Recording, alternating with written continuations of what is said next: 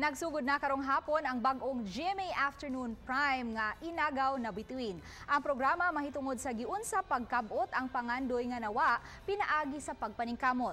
Makita dinhi ang panagtigi sa pag-arte ug pagkanya sa duha ka maayong aktres sa henerasyon karon nga sila si Kylene Alcantara ug Therese Malvar.